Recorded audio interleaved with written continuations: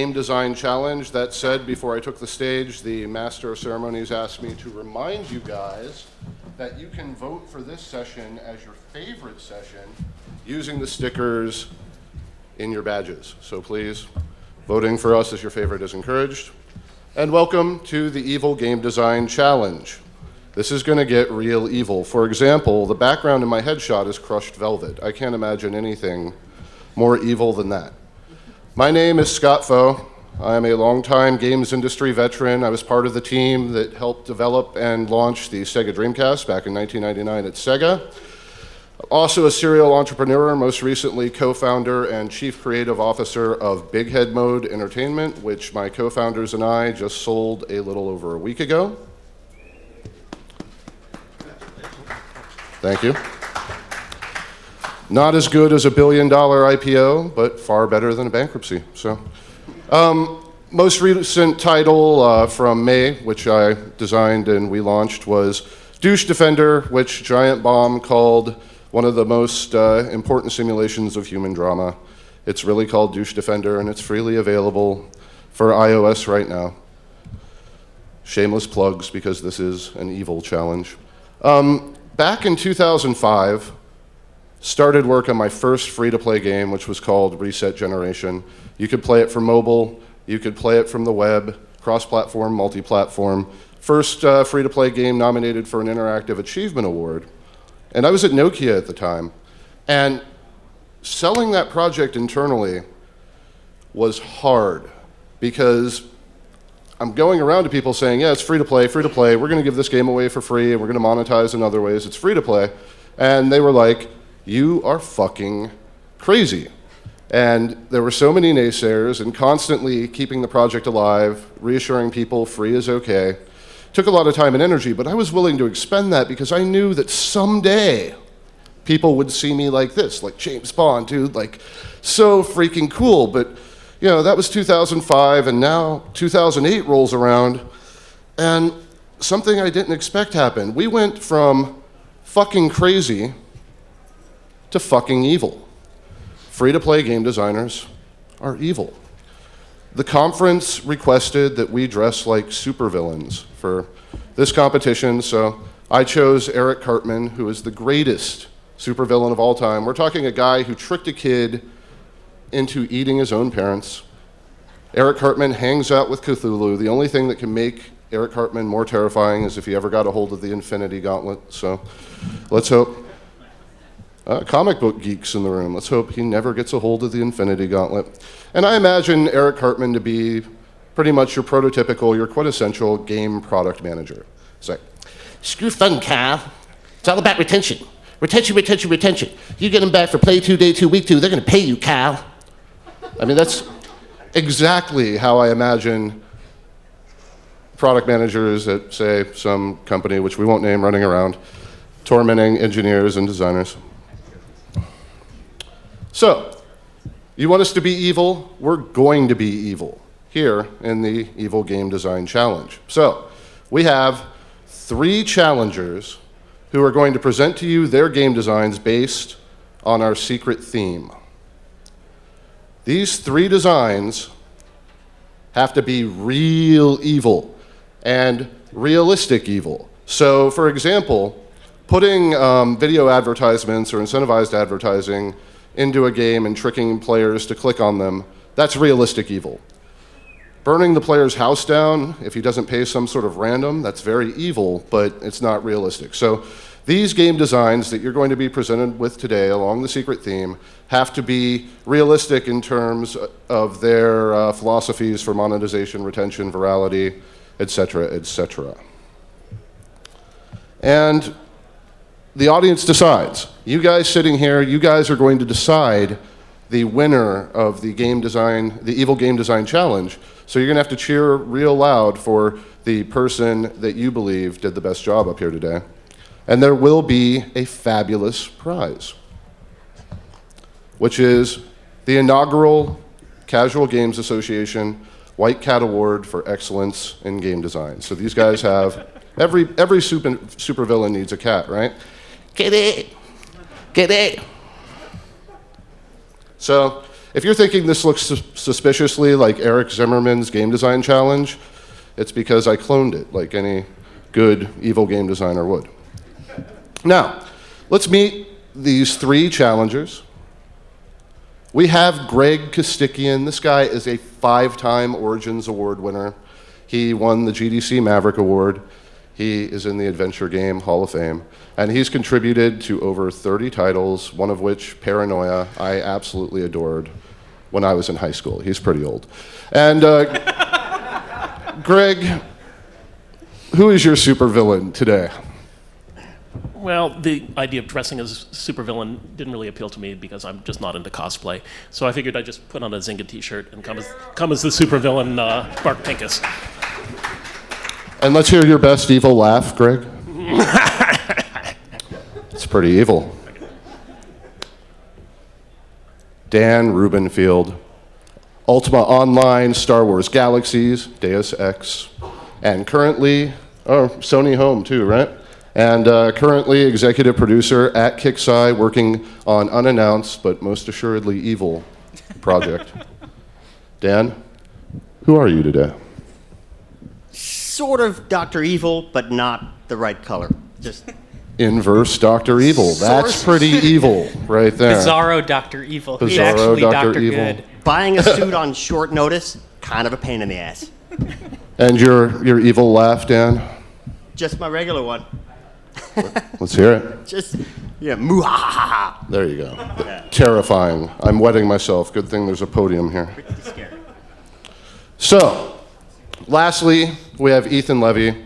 This guy was at iWin, Play First, and he was in the office of the Chief Creative Officer, which is really redundant, Rich Hilleman. I recommend you look into that. At Electronic Arts, before being the first employee of EA Free-to-Play, and then helping them transition into BioWare San Francisco, where he worked on the Dragon Age free-to-play titles. Now, what interests me about Ethan is he went solo. And he reminds me of like the Professor James Moriarty of the games industry. He's like a consulting criminal. So if you want to tune out your monetization, he's your man. So who are you, Ethan? It's me, Wario. Nice. And your evil laugh? Very evil.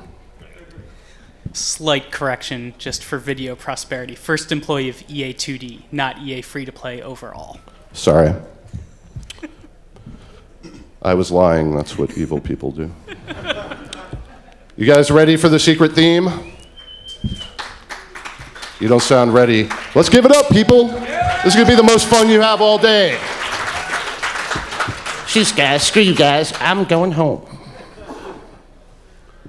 So, Super Mario Bros. 3. We are going to malign Super Mario Bros. 3, one of the most beloved games of all time, focusing on retention, monetization, and virality. Let's get this show on the road. Our first contestant, Dan Rubenfield, ladies and gentlemen.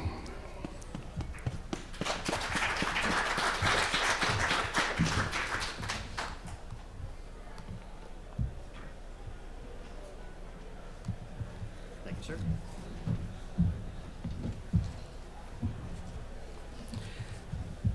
I'm short. Before we start, I want to give you a bit of perspective, a bit of backstory on all of this. I got this in an email about 4 weeks ago.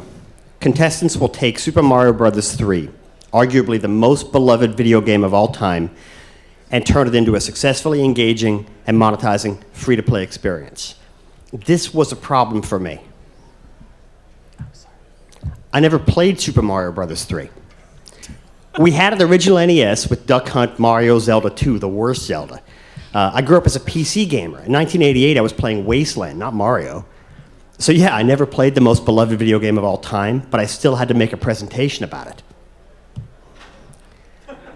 But then I thought, wait, I'm a professional. I can figure this out. I downloaded an emulator and started playing, and discovered another problem. I hate Super Mario Bros. 3. It's not that I think it's a bad game. It's a product of the times. It's just what old Nintendo games were like. I never liked side-scrollers. I loathed platformers, and I lacked the hand-eye coordination needed to play it. But still, I'm a professional. I can figure this out. All I had to do was distill down what made it such an important title. Most importantly, it was the first time you felt like you were part of a larger world. Suddenly, you weren't in 1-1. You were in grassland, which was just west of Desert Hill. You had a sense of space and context. Mushroom Kingdom wasn't an abstract thing, it was a physical place. You had some nonlinearity, persistent unlockables, and finally, asynchronous, competitive, and cooperative multiplayer. Suddenly, these are things I can work with. Quick tangent. During an interview about his Batman comics, Grant Morrison spoke about treating Batman as a unified character. Every event, every timeline, every version of the character was a different phase of Batman's life. It was the grand unification theory of Batman. What if we applied this to Mario? What if every Mario game, past, present, and future, were all part of the same universe simultaneously? Here's what Mario looked like up until 1988, pixely and short. This is what Mario looks like now. They look like completely different characters. So what if they were? What if pixely large Mario was hundreds of feet high, and small 3D Marios were the crew, running around inside of large Mario to make it work? So Pixel Mario is a massive war machine, aka large Mario. The 3D Marios are the crew of these machines, aka small Mario. This might help a bit, even if the scale is way off. It's like being on the Starship Enterprise. You aren't the ship, you're simply a member of the crew doing crew things. Mechanically, it's a third-person action game. Dual stick, run, jump, and dodge. Rather than traveling the Mushroom Kingdom, you run, jump, and dodge inside of large Mario. Here's an example view of the command deck. From here, you would issue commands to the vehicle, but it's not a simple button press. Rather than an abstraction, there's a physicality to every interaction. The throttle would be a huge 15-foot-tall lever that you push into position. Buttons would be 10 feet across and require you to do a double jump smash to press them. Launching a fireball would require your crew to go down to the ammunition bay, wrestle a fireflower seed from storage, drag it onto the cannon while someone else pushes the main piston back. If you screw this up, someone's get launched across the battlefield. Timing and coordination are critical. There are a bunch of floors, each with different activities. It's the gameplay equivalent of plate spinning, deliberately complicated and requiring teamwork. But you're not just limited to the interior. Because these giant machines that exist in a 3D world, you can go outside, both on foot or in a vehicle. In the feet, there's a vehicle bay. This would contain the rapid assault cart force for each character. You could head out to attack an incoming enemy or backtrack to pick up a missed super mushroom. There's air support, too, in a hangar behind Mario's ears. From here, you could requisition attack copters and gliders to support the assault. The enemies get a similar makeover. Goombas aren't Goombas. They're giant machines that look like Goombas, but contain huge crews of small Goombas. Fortunately, these machines have a significant engineering flaw. They're susceptible to stomping, which will crush them into scrap. Unfortunately, smashing a Goomba isn't the end of the fight. After disabling a Goomba, the surviving crew launches an attack on large Mario. They swarm over the outside and attempt to get inside. Think Starship Troopers, but with mushrooms. They'll attack the vehicle bay doors as well as the exterior hatches. You can use your sunshine defense cannons to establish a defensive perimeter, or simply ambush them once they get inside. They'll try to get to the control room and trigger your self-destruct, so it's imperative to defeat them before they can do that. Koopa Troopers get a similar makeover, but the tactics are different. You could smash them from the top, but that's a very difficult maneuver. The rounded and reinforced shell means that you have to land just right to crush them. The more effective approach is to leave large Mario, fight your way up the Koopa's legs, break into the control room, and override their anti-grav generators. Suddenly you have a convenient weapon to clear the way forward. So these are a bunch of examples of the core unit of play. What about the game structure? It's a multiplayer, session-based action game. You choose which character and machine you want to bring with you and enter into a session with other players. These sessions are 20 to 40 minutes. After completion, you would earn rewards based on how you played. Sessions come in two flavors, competitive and cooperative. Cooperative missions can be thought of as border skirmishes or police actions. Your mission for these levels is to seize the enemy flag, which just happens to be on the right-hand side of the map every single time. You get a government-issued machine, but can choose which small Mario character you'd like to use, similar to League of Legends. Each week, there would be a new set of free characters for players to use, or you could use one of your purchased ones. For competitive play, you select your character, but also your war machine. Again, either a free or owned one. Your team then votes on which machine they want to bring into battle. The level layouts for this mode are like Super Smash Bros., with the team fighting from the left and the other from the right. The goal is to just defeat your enemy by any means possible. After you complete a session, you receive two types of rewards. First, you'll receive XP, which is used to progress through skill trees. There's a skill tree per character and machine, and playing with those characters earns XP for them. Progression through these trees unlocks statistical improvements, new abilities, and more equipment choices. These are not to give massive power increases, but instead open up more tactical options and playstyles for both small and large Marios. Before I talk about the second reward, I'd like to talk about a monetization philosophy. In some ways, this might be the anti-evil, and I apologize for not being evil enough. We're here to entertain, not take away the keys to the game if players don't pony up. Payment should feel optional, not mandatory. We cannot treat the players like credit cards with feet. We must offer them something that engages and entertains them so that they want to buy more stuff, not feel like it's forced on them. In some ways, that might be more evil because it's more insidious. I'll go with that. Using this ideology, internally there are two currencies. One is earned through play, similar to XP, while the other is purchased. These currencies are used to buy stuff. Oh, sorry, let me back up a little bit. I skipped a slide. Our core loop is based on toys, as you can see with the picture. You get a toy, you play with the toy, have fun with it, earn rewards that make your toy better, and buy more toys. Pretty straightforward, but it does require us to deliver a solid play experience throughout. So dual currencies. You can buy small Mario characters. This is everyone from Luigi to Peach to Toad. It's not a complete list, just a sampling. You can buy new equipment for small Marios. Tanuki suits, fireball flowers, mushrooms, and more. The large Mario war machines are also purchasable. Want a 200-foot-tall Yoshi to beat Donkey Kong with? You can buy that. These machines are far more customizable than the small Marios. You can build out core rooms, corridors, security systems, lay out traps, and set choke points. You might place your ammo storage right next to your fireball cannon, but that offers a tempting target to your enemies due to the volatility of fireball seeds. It's less min-max and more deciding on the trade-offs. You build your machine based on your team's playstyle and character choices. So that's what you're buying, but why would people come back? Why would people continue to play this? The core game is a 3D Mario playground coupled with a deep customization system wrapped in a competitive and cooperative team combat framework. It really is the toy model. It's like, here are new toys that you can purchase. That's even before you bring in a content plan. Every old Nintendo game can be used for new large Marios, and every modern Nintendo game can be used for new small Marios.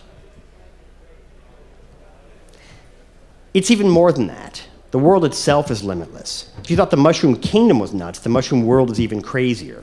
If we treat the kingdom like Game of Thrones, suddenly we've got political intrigue and an ever-evolving backdrop for even larger conflict.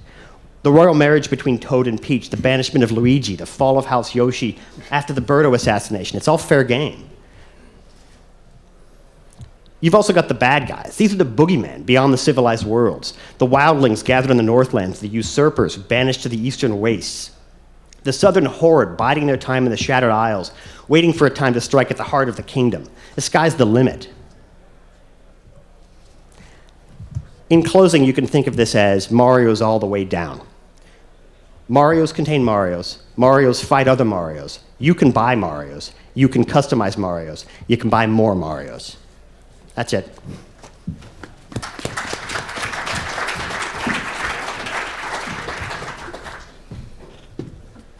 Excellent entry, Dan. Next up is Greg COSTIKYAN.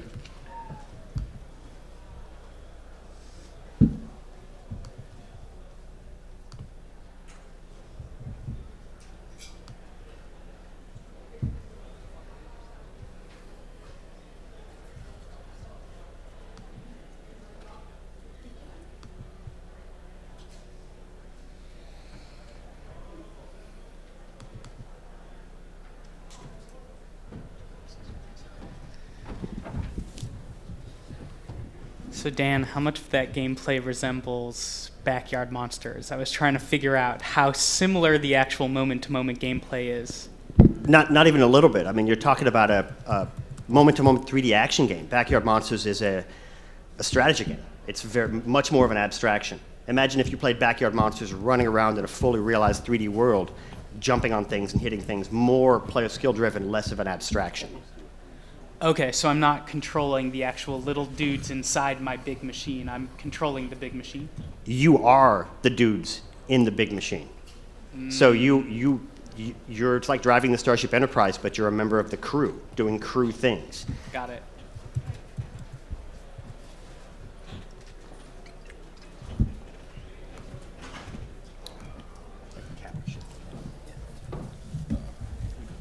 Let's have him go then. Change of plans. We're going to have Ethan. Greg is so evil, he figured out a way to go last. All right.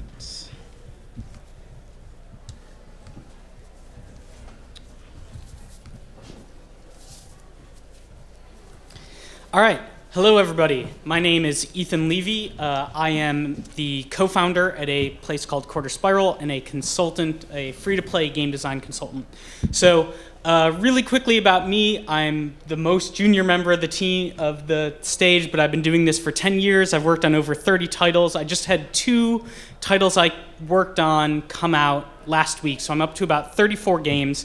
I've worked in just about every role on a team for the past year or so since I left BioWare Social, where I was the producer of Dragon Age Legends. I've been a game monetization consultant. So I did what I think was a fairly straight take on how I would actually apply my job as a monetization consultant to Super Mario 3.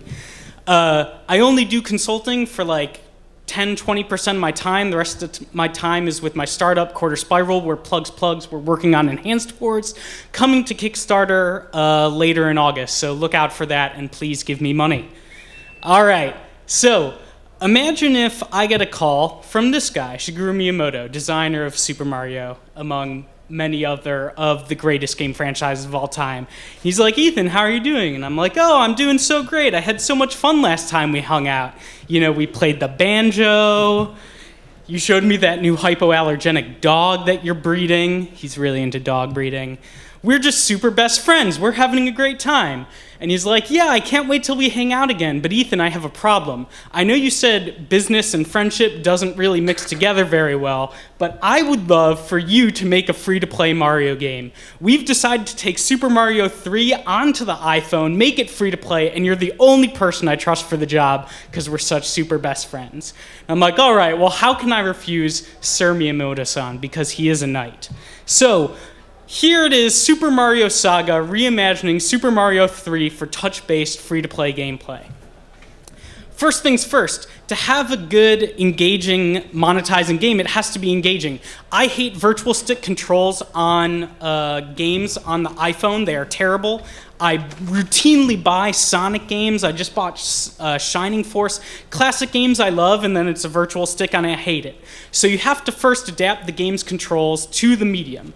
I would recommend swipe-based controls that combine really a lot more forward momentum. Super Mario Bros. 3 is a lot of precision jumping, a lot of air guiding of your jumping, and I want to retain the novelty of Super Mario Bros. 3 where you're introduced to something new every minute through the whole experience, but change the overall feeling of the levels to be much more flow and fluidity based. Reduce the precision of the old NES controller. I have a general monetization framework that I tend to apply to games. If you want to hear more about it, come listen to me talk plugs tomorrow at the IGDA Leadership Summit, where I'm doing my talk, Game Design is Business Design. But as quickly as possible, identify the core loop, identify emotions you wish to monetize, identify opportunities to monetize the core loop, make the ability to spend present in the game. That's all I do. That is my whole secret formula as a consultant.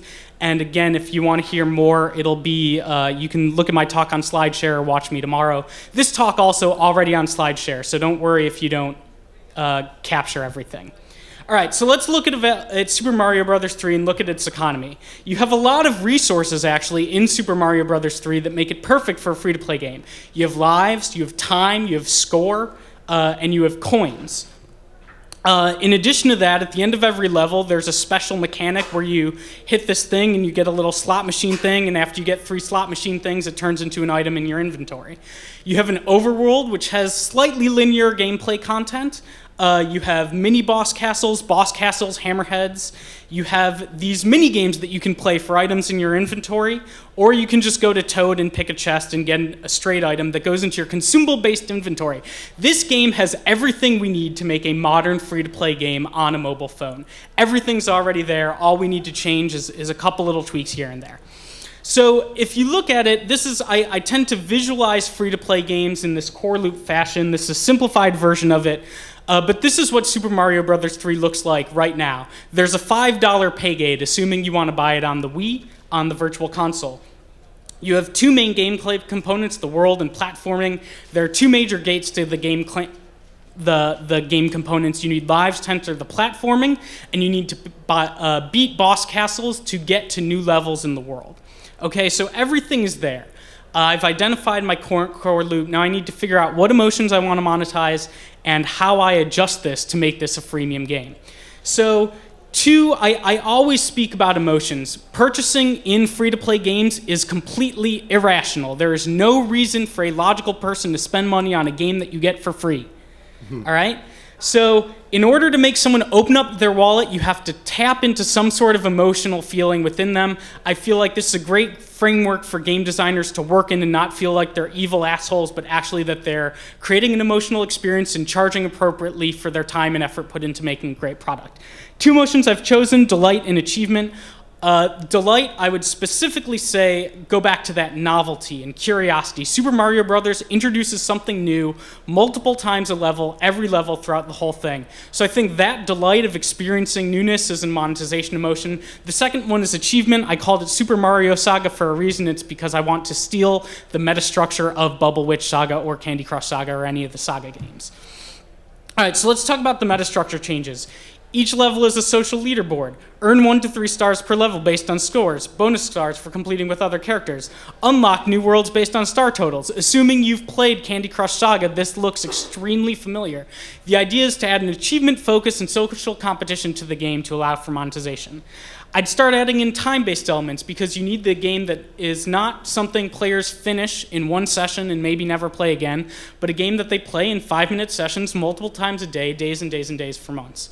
So for one, start with the lives. You get the 5 lives. If you lose a life, it regens in 30 minutes. If you run out, you can buy a new one. Make those mini games, the Toad mini games where you get new items, playable for free, or playable once every 24 hours. So you have a reason to come back every 24 hours to get new items. Those end of level rewards, same things. You can play a level as many times as you want, but to get the reward at the end of the level, you can only play it once every 24 hours. And I'd have to add some sort of new daily return mechanic. I'd suggest a scratch and win mechanic. But all these are about time gating to give people a reason to come back to the game and give the game a reason to pop notifications. Coins is a currency. So in Mario Bros. 3, you get a new life for every 100 coins. I would swap that around because I want to make a one currency game where coins is what you buy. So instead of coins granting you a life at 100, you spend coins on the entrance to those Toad mini games that you can do every 24 hours. You spend coins to buy consumables pre-level. So before every level, you would get a pop-up with the Tanuki suit and the power thing and the fire flower, and each one would cost a different amount of coins to give you a better chance to win the level. You can spend coins to buy a mystery crate of craftable components, and I'll talk about craftable components next.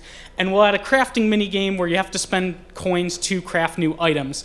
Players can grind for coins. They can earn a couple 100 coins every game session, but if you're really impatient, you want to buy these things right away, you have to buy the big packages. But again, it's illogical. You could grind forever and get everything for free. So, crafting mechanic. Let's make Toad the blacksmith. There's an end of level reward where you get one craftable item. You can take all of these craftable items and combine them in a recipe with coins and time to get a new thing. You can get power-ups this way. You can unlock characters this way. You can unlock Princess Peach, Luigi, Donkey Kong, Samus, Link, Wario. Each one of these new characters, just like in Super Mario 2, would have some sort of new gameplay element that made the experience of playing levels with that character fresh and exciting. So it would give you a reason to retread familiar ground. But crafting would be the major coin sink in the game. And the standard requirements, almost any time I talk to somebody, if they don't have these elements in their game, I tell them to add them. A starter pack for straight cash, something where you spend $5 to unlock $20 worth of value. Making sure that before every level, you get that boost upsell, so you're seeing the ability to buy the Tanuki suit and the Fire Flower every time you enter a level. You have to make the ability to spend present. Contextual upsells for not enough coins or out of lives, but in my experience, players are really good at managing their bank account and their lives, and they don't trigger those contextual upsells as much as you think. And notifications on all the timers, as well as 3-day, 5-day, 7-day comeback notifications on the phone. All the standard elements I think you need. I'd add a new feature, which would be survival mode, because you need some sort of infinitely replayable element to the game with high score, because in a game with linear content, if somebody plays all the linear content, then they're done. They're never going to come back. I need people for months. So every week there would be a new randomly generated level. You would play it for high score. You would receive rewards based on making it certain distances in this endless runner. You would get to enter once a week for free, or maybe once a day for free, and then you would have to pay escalating coin costs to replay this infinitely replayable thing. But this would give people who love the game something to do, something to grind on before every update with the new level packs. So this is what our new core loop looks like. We have the same element, the world, the platforming, the same gate of lives, and instead of completing the boss castles, we have stars earned. But instead of the $5 pay gate, we have all these little things around the core loop that monetize on those emotions. And hopefully at the end of that, Miyamoto calls me up and he's like, Ethan, I love it. Work on Pikmin 4.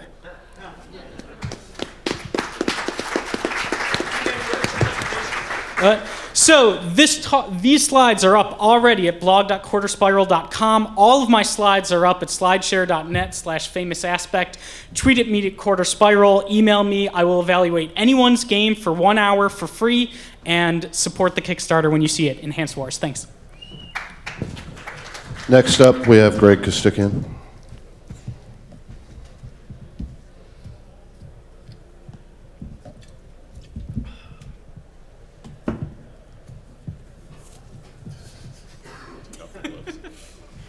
I also had to remove my gloves.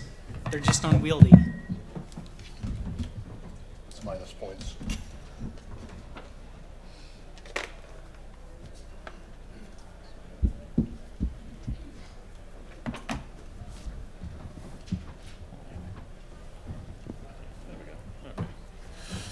So this is, I kind of figured, well, we're all going to do the same thing.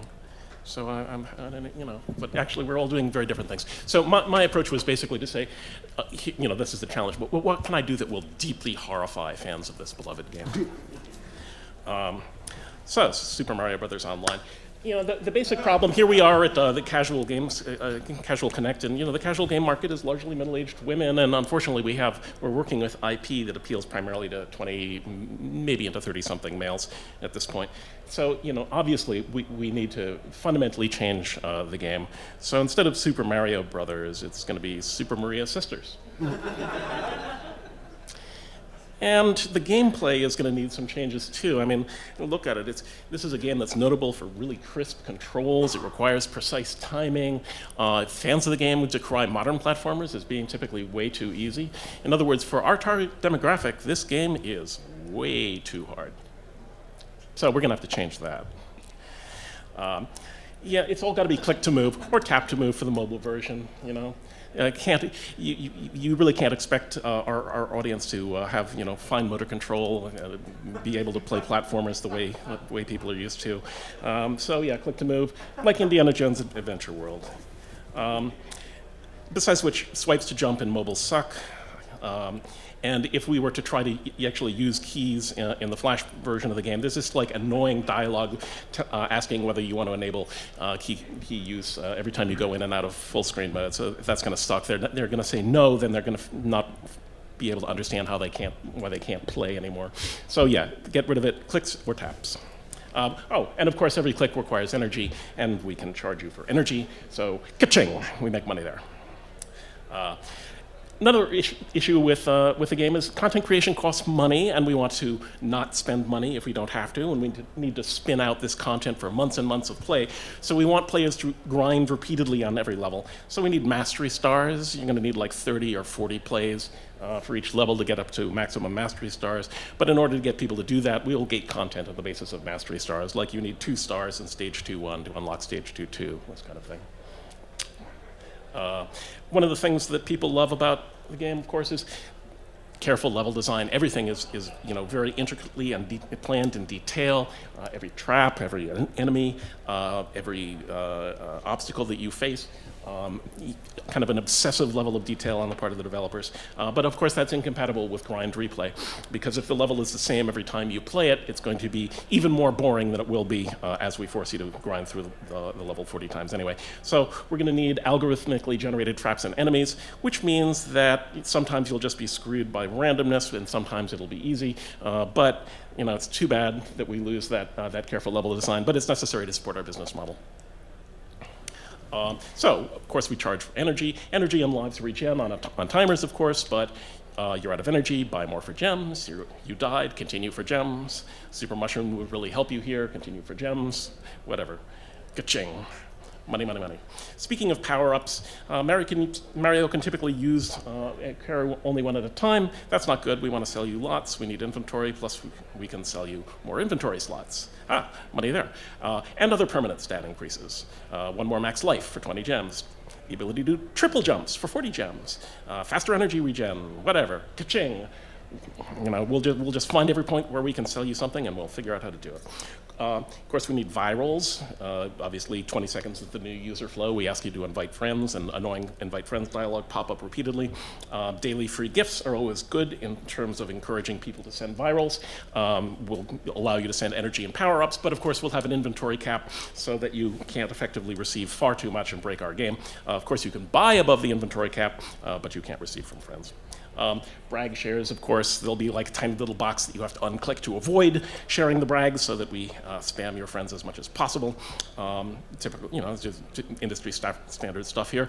And we need staffing. Staffing? Why do we need staffing? Well, because we want to send more virals. So, yeah, you come to the end of the level, ask 3 friends to staff your castle to unlock the next world. Or unlock now for 10 gems. Money there, obviously. And also, we need timers. Maria is searching the castle for the prince. Come back in 24 hours to see if she found him. So why 24 hours, you might ask? That seems like an odd number. But actually, this is kind of essential. The only damn metrics your management is going to care about when they test the game in a geo-alpha are 1-day retention and time on site. So we will craft the new user experience to cater to the ludicrous demands of our upper management.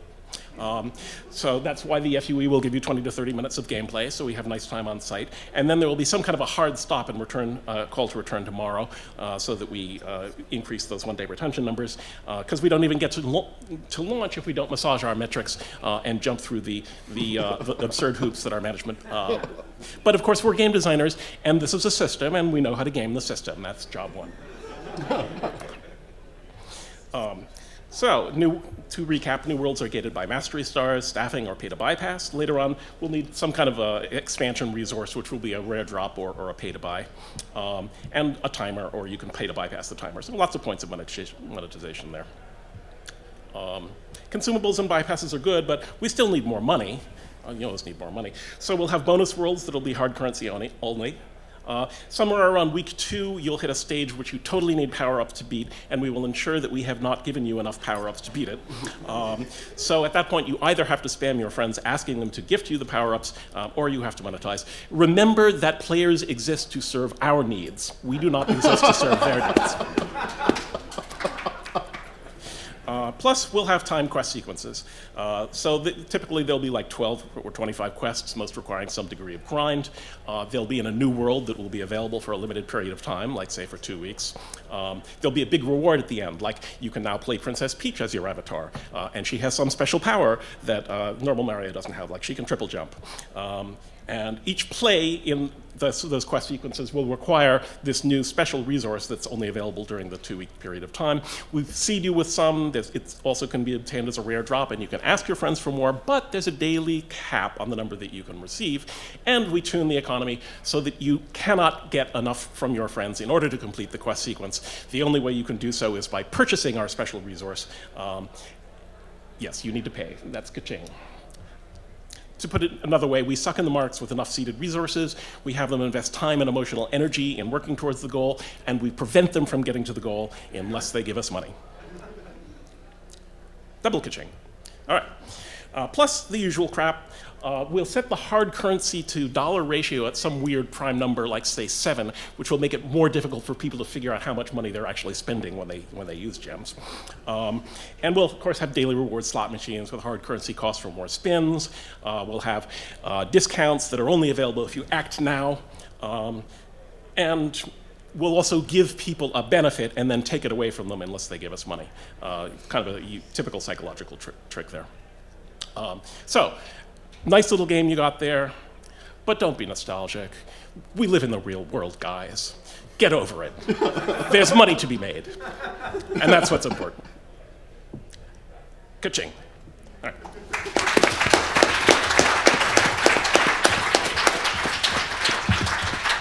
I feel like we pitched the same game with different amounts of cynicism.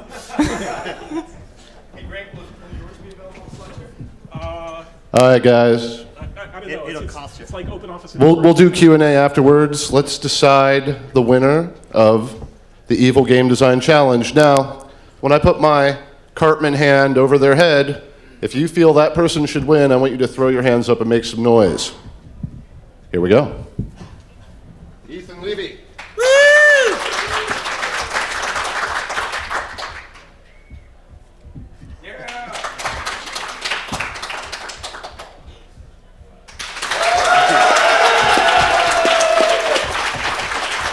By the silverback. Old man still got legs. But hey, wait, there are prizes. Prizes.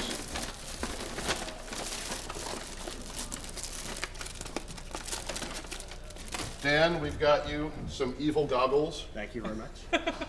Next time you're creating some new monetization traps, use those for safety. Yeah, these work. Ethan, Yes. every supervillain needs a ray gun. Yes. Nice. And here it is, ladies and gentlemen. The Casual Games Association White Cat Award for Excellence in Game Design.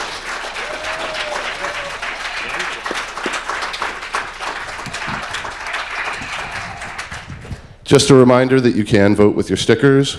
Tapjoy will be liquoring us up in the Continental Lobby at 4:30 p.m. And we're breaking for lunch now? Yes, we're breaking for lunch now. Thank you guys for enduring the evil.